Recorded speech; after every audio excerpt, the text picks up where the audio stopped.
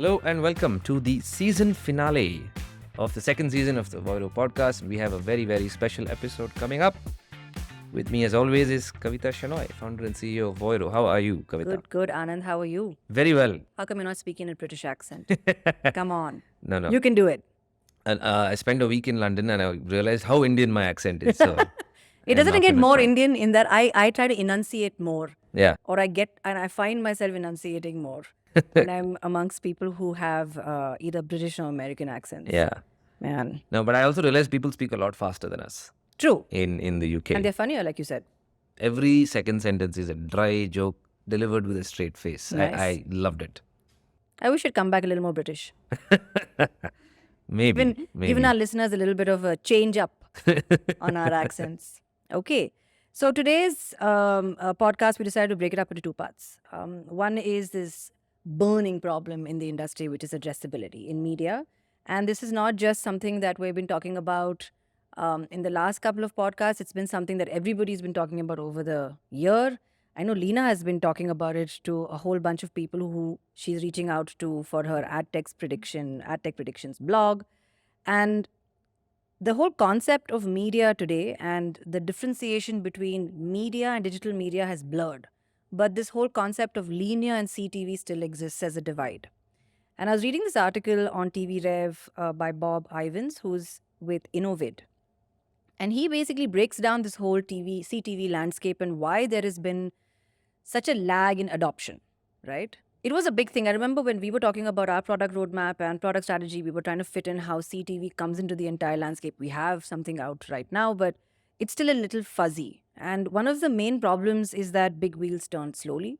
Linear revenue is not dropping as drastically as we thought it would. Also, advertisers are not adopting CTV in a way that is detrimental to linear. They're kind of balancing their act and they're kind of feeling their way around this entire ecosystem. And speaking of ecosystem, unlike digital, where you have three large players consolidating the market, and so advertisers can go and actually understand their ROI in three big swaths, the CTV landscape is very, very fragmented. You and I met a couple of people in IBC. Of course, my favorite new CTV element in my house, which I've discovered, which is my Samsung TV. I'm like going through all the different channels. Your frame TV. My frame TV, yes. Yeah. It's kind of brought back the family together to actually have family viewing time now. But you know, there are a lot of shows, there are a lot of legacy shows that have come back, finding new audiences, even on CTV.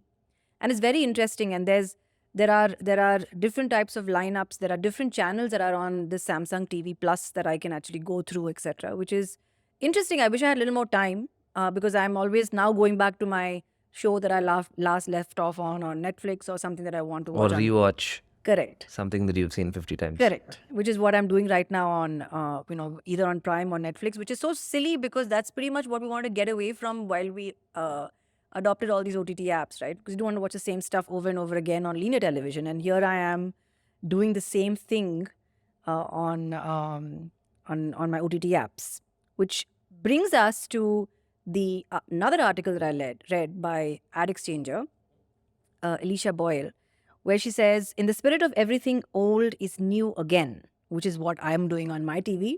I'm just going back to my old ways. TV measurement companies are turning to panels for help. Now, this whole CTV ecosystem, linear television, addressability, and this divide between linear and CTV and getting broadcasters, publishers, and advertisers to actually cross that bridge.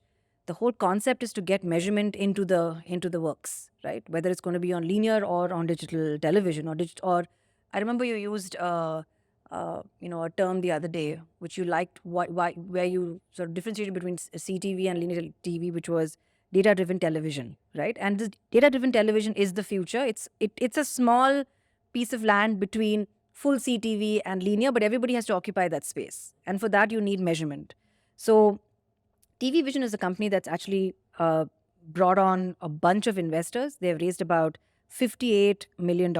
And what they're going to do with this is they're going to build measurement tools where they can get information on co-viewing, device-level information, as well as what content you're watching, and then sell this data to all their partners for them to use it for cross-platform measurement. So when you think about all of this stuff in terms of CTV, linear television, data-driven TV, all the things that are happening around it, um, there are a lot of things that we have to take into consideration as to where the industry is going. Recently, I read a LinkedIn post by Krishnan Bhatia, who's the NBC Universal's president and chief business officer. And he was talking about a developer conference that they have. One is that we have to take a pause. NBC Universal has a developer conference. It's not Amazon, it's not Google, it's actually a content company. And the second part is that they have been working on this since 2020. And over the years, they have made huge jumps in trying to get together audience measurement, trying to get together, unified reach. And he claims that NBC Universal's one platform, as they call it, has the ability to reach 1 billion consumers in 150 countries via partnerships with Sky Media, Apple, YouTube, Twitter, Snap, and other entities. So it's not just in television, it's across various platforms. So you can now imagine in the CTV landscape, you have CTV, you have linear television, you have the legacy way of media planning and buying. The kind of second order effects that's going to happen, that's going to ripple through the industry, where functions have to change, new functions have to be formed, the work that has to be done is immense. It's not going to magically change overnight. You and I both know it, people are listening know it. It's not like I can snap my fingers and say, I want to be on CTV and I'm going to get all the ROI I want. It's extremely manual at the end of the day because you have to actually, the last mile has to happen. Yeah. So creative workflows, ad operations, planning, strategy, buying, all of this is going to change. And there's so much work to be done. And yet, we see a bunch of underinvestment in AdTech because everybody says it's a black box. Yeah. Which brings me to the inaugural event that you attended in UK. Yes. So before I jump into a breakdown of the events, I was thinking about something you said, which is big wheels tend to turn slowly, right?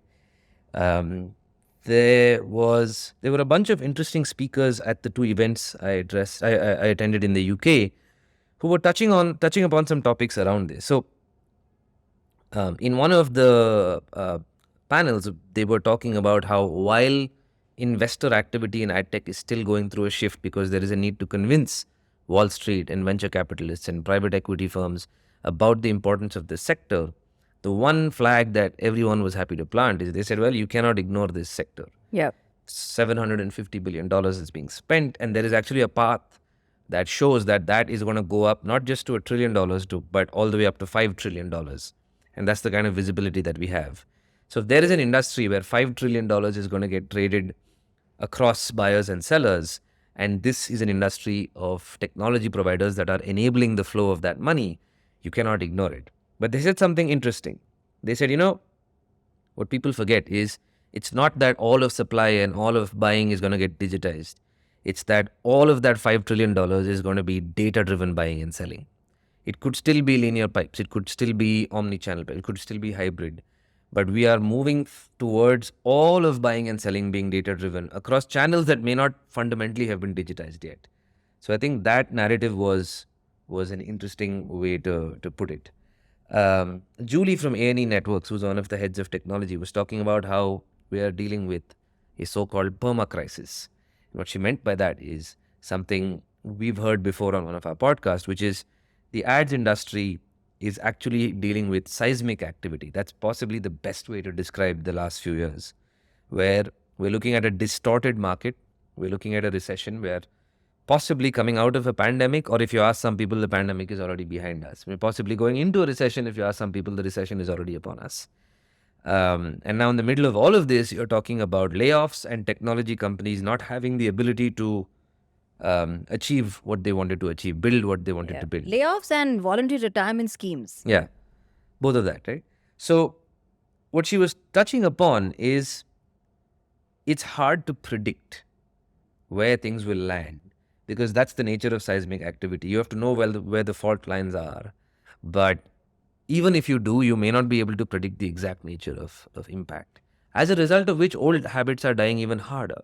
It's safer to go and continue to spend on linear this quarter and hold off on a possible change. It becomes the next year thing. Becomes the next quarter thing. It becomes the next year thing. And of course, in very dry British fashion, they were talking about how every one of them as CTOs, as heads of technology, had projects set aside that they wanted to work on. And then the Queen died. So they had to set everything aside because they had to execute content and newsrooms and temporary projects to execute that. And now there's possibly talk of another election in the UK next year. And so they're like, every time we try and plan for something, it's already Something's a upon problem them. because of seismic activity. And on top of that, we could deal with unplanned political activities. And so she said, this is the Permacrisis. So on that note, I spent a week in London. It was my first time, and so at the end of the trip, I spent a day being a complete tourist. I was taking photographs everywhere. I visited Buckingham Palace and I stood outside. And then on my way home, I've downloaded 5 episodes of The Crown and watched it. So it was fun to be a tourist again. Immersive experience. Yeah. You But my also went to Wimbledon. I went to Wimbledon. I took a trip. I stood at Centre Court. They gave us a 15-minute breakdown of how they treat the grass. And apparently the groundskeepers are the world's foremost experts on grass. Yeah. Were they all talking, whispering to every blade? They probably do. They have lawnmowers hooked up to computers where they study the grass. And preparations for next year's Wimbledon, which is going to be in July or August of next year, have already begun. They have reseeded every single court. The grass is already growing. And apparently they don't cut more than 1 millimeter at a time because otherwise the grass goes into shock. Oh. So I've been I'm in exposed to shock all of right this. now. But I have stood at an iconic venue where everything is so perfect and serene that it was very inspiring. So outside of that, my trip was broken into 3 parts. I had a very interesting meeting with Luke Ireland from Riff, which is a company that's trying to create dynamic product placements. And they're working with studios and they're working with technology companies. It seems to be a very, very interesting problem to crack. But what they want to do is take legacy content and give advertisers new opportunities to place products in movies Give me and an shows example. that already exists. We've been exposed to product placements for a while now. I think the first time I saw it was in House of Cards, where I noticed that they were not trying to blur out a logo. They were very proudly using Blackberries in one season and iPhones in another season, and they had products placed in locations that we actually would not find intrusive because it was part of the movie. But Riff is built around the ability to dynamically place products, because traditionally product placements have required a representative from the brand to not just strike a deal with the content producers, but to be on set. And of course, when they're on set, it is war between them and the director because they want maximum visibility. They want to turn the bottle more towards, and the director hates anyone interfering with her or his creative process. So this is a method to keep that out of it and just do it in, not even in post, do it later. Place products in a content stream after it's been produced and ready to go. And they have the technology that can do that. But that requires a very, very deep understanding of context. So for example, if there is if there's a wash basin and there is already a bar of soap, you probably cannot keep another bar of soap next to it because it doesn't make logical sense for someone to have multiple soaps. If there is a minor in the frame, you cannot place an alcohol brand. So there's laws of the land that you need to adhere to. But there are possibly some even harder ones. Brands don't want to be in scenes with Kevin Spacey anymore. Yeah. So they have to adhere to all sorts of rules, but they have built technology that can crack this problem and are now trying to use it to unearth new opportunities for advertisers and invite them to spend, which is very interesting. So that was my first meeting. I then spent a day with First Party Capital's inaugural event called MadTech Money, which was an event that was meant to bring together investors and founders who are all focused on our sector, which is MarTech and AdTech. Very, very well-run event. It was in London. It was by Regent's Park. Very chatty crowd, as expected. So the day opened with a presentation on the broader markets, where of course there was talk of the general gloom and the trepidation around 2023, but also how this is an opportunity for our industry because we are the enablers of all of this spend and we help advertisers achieve the maximum return on ad spend, as well as we help publishers make the maximum amount of revenue, which actually keeps the lights running. So the rest of the day was broken into panels, but it was sequenced across early stage founders, VCs, private equity, and then it ended with a panel on strategic exit. So it was literally sequenced along the entire life cycle of life cycle of a company. Of a company. Lots of very interesting speakers. There was Amy Williams from Good Loop, who we have talked about before. We heard her out on the Ad Exchanger podcast. There was John Snyder from Grapeshot, who was talking about his exit and kind of how that went down and what he believes are the tricks. And Lena will be very happy to know that a lot of the panelists just bluntly disagreed with each other. Some of them said US is the way to go, and some of them said do not go to the US. What do you think? What did you agree with? Did you agree with anybody? It was interesting because they were all right in terms of their arguments. Yeah. On the one hand, they say that the US is an expensive market to crack, and what used to be a $1 million spend that a startup must put in to fund a US GTM is today $2 million. But on the other hand, there was a founder from Lightbox TV who said that once you crack it, the US is actually very interesting in terms of the opportunity to scale. So the barrier to entry is hard, but once you're inside, because it's one country, it's one set of laws, it's one still language. It's one language. It's still a small community, so word gets around. He said once you achieve success, the US will carry you. Yeah. The whole thing is what we were talking about also, right? It's just once. Because it's small, because it's contiguous, you can only do it once. Because if you crash and burn, you're gone. So you have to make a deliberate and successful entry for yourself to scale. There are no, I mean, I'm maybe this is more nuanced than I know, but I believe that there are no second chances. Yeah. But the folks who were against focusing all your attention and energy on a US GTM, their argument was, well, the rest of the world is a big enough playground for you to play. And it's not smooth enough, though. It's not smooth enough. Yeah. It's not regulated enough. It's far but more you know effort this, versus you know impact. this about startups, right? Yeah. There is always an exception to prove Yeah. that there's a pattern in the other direction. Yeah, that's true. And so for every company that said, we scaled because we cracked the US market, there was a company that said, well, we scaled because we didn't focus on the US. So it was interesting. There were contradictions. There was the founder of MIQ gave a fireside chat, Gurman Hundal, and he had a fireside chat with Ciaran from ExchangeWire and from First Party Capital. And it was a very inspiring story. And I love the fact that MadTech Money did it, because here was a founder who came. They're doing $1 billion, they're valued at $1 billion, and they were bootstrapped.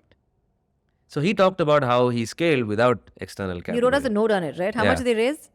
They never raised, man. I mean, what The they two put founders together put in £20,000, of which they spent £5,000 on beer. Because he said that's the only way we could deal with the combat the stress. Combat the stress. But it was very interesting because Gurman was talking about how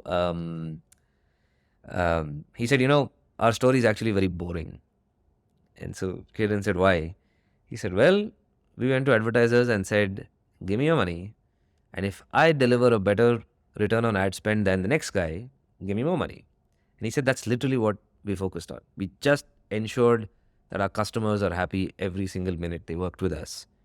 Now, that's a longer road because they grew over the course of like 13, 14 years. So they've been around for quite some time. But it was the most real example of how they just had a single focus. Let's keep our How customers long have happy. they been around? About 12, 13 years. It's 2008, I think. He was talking about how their entire reason for success is three things. One, focus on your customer. Two is they kept their people happy. They talked about some very interesting COVID policies that they were able to keep people together and build loyalty towards the company and towards their customers. And three is they hired data teams to ensure that if you're trying to support data-driven buying, you have a team that can make sense of data. And so they invested heavily in data capabilities. So the broad narrative was they were looking to educate the investor community to pay attention to this sector by showcasing successful founders, successful exits, but they also got strategic buyers to talk about how they view the market. And then there were drinks at the end of this event, where And a brass band and a jazz band. The jazz band was at DPP the next day, but there was drinks, and of course, I know you and I spoke to Gustav from Bird Intelligence a few months ago, and he was talking about how he's very good at conferences and how he can jump out from behind a cactus and talk to someone. I could not do it.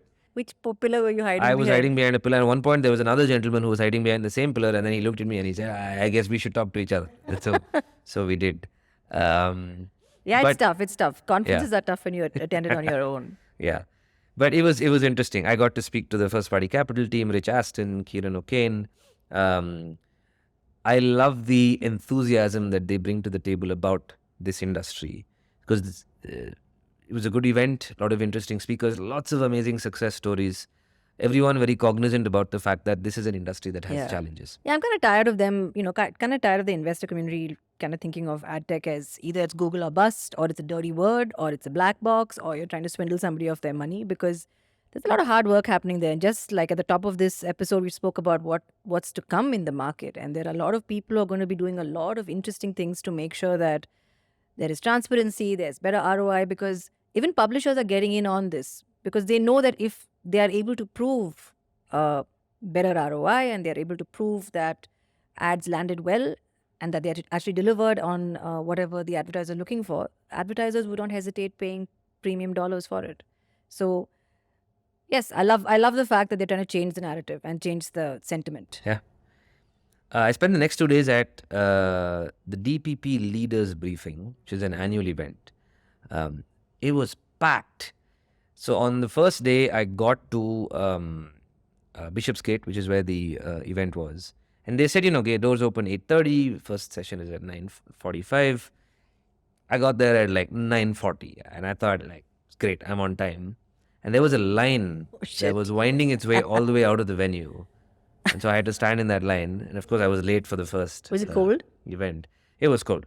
I know it was really cold. That's when I also realized why everyone in London has a backpack. Because they have an extra layer in there. Extra layer and a brolly umbrella. Because you never know when it's going to rain, when it's going to get cold, when it's going to get warm. So everyone's always ready. So by day 2, I was completely ready. So I had to stand in line. But it was a packed event. Very interesting crowd. Representation from every media company you could think of. Channel 4, BBC, ITV, Warner Brothers, Discovery, TikTok, PBS. A lot of representation from interesting companies. And there are some common themes that I picked out because this was mostly technology briefing. Most speakers were heads of technology strategy, heads of operations, CTOs. They were quick to put aside this gloom talk. Because they're like, guys, yeah, well, forget it. It's there. So some of the interesting themes were sustainability, which we saw at IBC in various ways. I like that our industry is talking about sustainability, diversity, and focusing on people. So there was a lot of talk about that. And it was interesting because in a tech conference in this day and age, everyone was saying, in this environment, you cannot afford to lose people. You cannot afford to not have top talent. And they were talking about how to retain top talent, a big focus on diversity. So that was nice to see. Interestingly, they were also focusing on digitization of the entire media workflow and parts of the workflow that I just had not considered in our day-to-day life. We think about monetization workflows, the kind of stacks and AdTech stacks that we are exposed to that are adjacent to us. But they were talking about newsroom workflows and how they are so scared of moving workflows to the cloud. And also another focus on the need to create metadata. Like these are legacy media companies that have run for, there was a company that said, oh, we've been around 154 years. And the next speaker said, we've been around 164 years.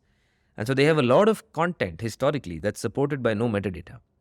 They're saying if you're moving to data-driven buying, data-driven selling, recommendation engines, streaming platforms, connected TV, you cannot do any of this if you don't have sound metadata around your content. And so they were talking about how they are constantly focused on moving their legacy content to the cloud, but also creating rich metadata so that it can be used by the rest of the supply chain. Otherwise, it's still going to be useless. And the last part of what many CTOs were talking about is they spent a lot of time around build versus buy when it comes to software. And one of the speakers put it very elegantly. She said, I always rent, then I buy, then I build. Even if I get there. Sometimes I can rent and be happy with it. I don't have to, I can be a renter for life of certain types of technology. Rounded off with a nice jazz band. And of course, then I moved on to my tourist day and I went and saw the sights of London. And then the sun came out on that last day, which was fun. We had a blow-by-blow update from you because we were like bang in the middle of our day when you started your day. So we were all like all eyes on what you were doing. But what are your 3 big takeaways from all the conferences? And as I understand, London was buzzing with conferences that week. There was Omdia. I had to skip one. Yeah, there was Omdia, there was TPP, and then there was First Party Capital. Yeah. My 3 big takeaways. I guess my first one would be it's very clear that everyone across the supply chain is trying to figure out how to get past 2023 and 2024. And there are narratives that say, just survive. But there was Amy Williams from Good Loop who said just surviving is not going to be good enough because someone's going to eat your lunch in 2024. Yeah. So I guess my first takeaway is everybody has to be ruthless about prioritizing what you're going to focus on and then focus on it. The biggest crime anyone could make, tech companies like us, advertisers, publishers, is be wasteful when there's so much chaos going on. And for companies like us, for AdTech companies, it means like Gurman put it, focus on your customer. Figure out what they want, keep them happy. That could mean technology, it could mean managed services, it could mean really, really going out on a limb for your customers. But keeping them happy and making sure you ruthlessly prioritize. But doing it sustainably so, right? You don't want to crash and burn in Which is the second one. Yeah. The thing about prioritization and sustainability is I think they go hand in hand. We learned from the panel that we were on at IBC that sustainability is not just going green. Yeah. There is a negative relation. There's a negative connotation that seems to go around that sustainability means you should not focus on profits. But if you focus on profits, if you run sound businesses, you can then make an impact that you can sustain. Yes, there is responsible practices. But I think the second theme that came out of this was the need to be sustainable in what we do. And I think it ties in beautifully to the first one. If you're not prioritizing, you're trying to do too many things, you can burn out. High performers can burn out. Good companies can burn out. There are a lot of predictions today that talk about how it's possible that the companies today we take for granted as big tech can actually fizzle out and not exist 20 years from now. So the second one for me would be sustainable practices across people, across technology, and across just focusing on your customer. I guess the third one for me would be to find a way to be innovative. And I know that all three of these are very generic in terms of what the takeaways are, but I saw so many people talking about it. Lots of dry jokes in the air about Elon Musk and what he's doing. And you can disagree with how he's going about what he's doing, but there's a part of what he's doing where he's saying, how can we be better? Yes, he's being unfair. He's doing a lot of things that are really, really hurting people. And that is something he probably should take a look at. But there's also a side of him that is getting into the dirty details, trying to figure out what the best solutions are. He's supposed to roll out, his verified blue check, and he's postponed it 3 times, and everyone could have, what's it called, Schadenfreude, and say, be happy that he's failing at it. But I hope he gets it right. For the sake of Twitter and for the sake of the platform, I hope he gets it right. So I look at, our own teams. I look at what we are doing. And I'm trying to say, well, is this the right way to do it? Is there a better route? And sometimes it requires that extra step to say, can we innovate? And I completely believe in what Amy Williams said from Good Loop. She said, you can just survive 2023 and still get kicked in 2024, or you can pick the one thing that you're going to innovate and just do it and not focus on anything else. Yeah. And therefore, prioritization is... I think it's more like a life lesson, what Amy was talking about, right? You got to just pick what you want. You pick your battles, pick where you're going to spend your time instead of spreading yourself out thin, so that you're actually compounding where you want to compound versus spreading yourself out where you're gaining nothing at the end of the day.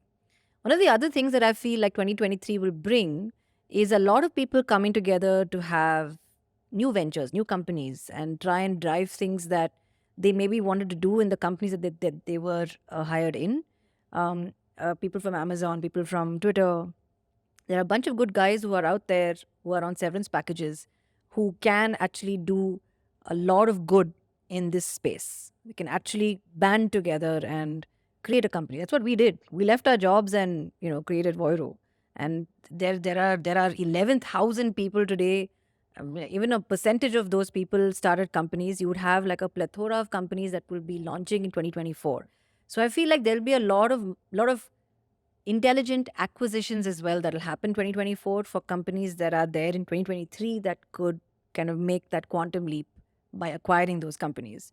So I'm excited to see what happens because, with change and transformation, there's always good stuff and bad stuff that happens. And this is the better half of of this period where people will actually innovate.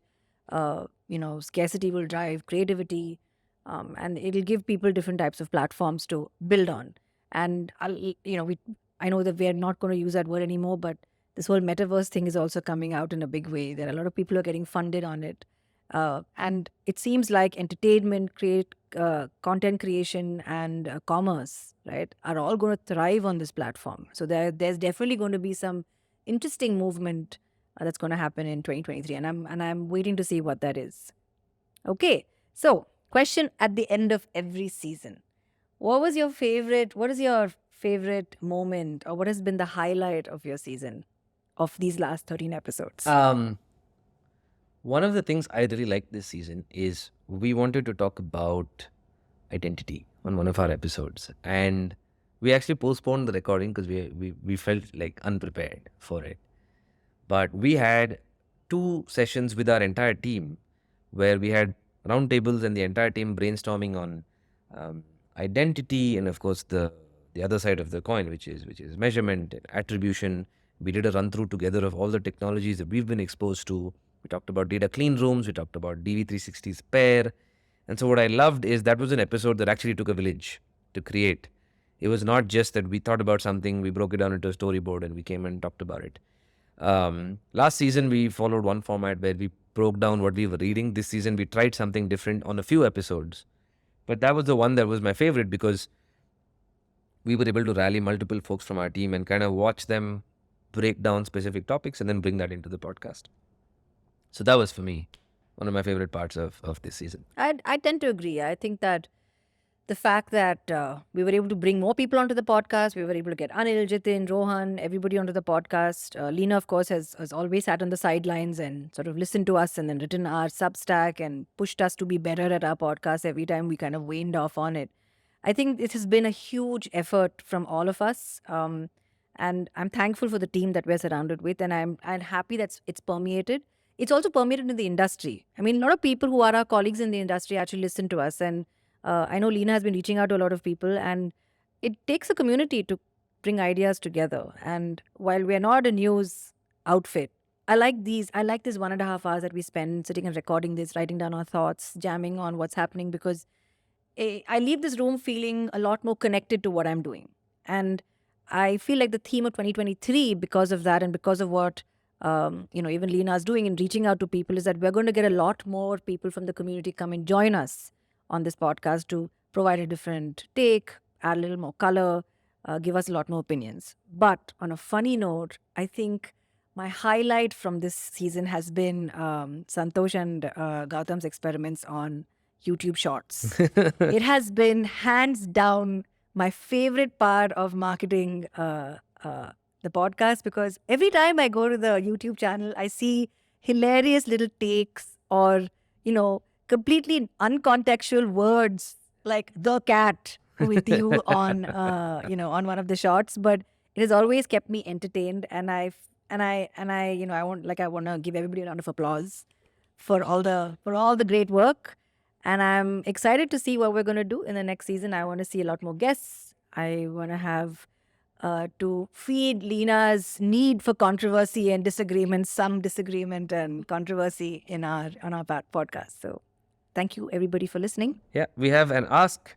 If anyone has questions, suggestions for the next season, please feel... Or even an AdTech prediction.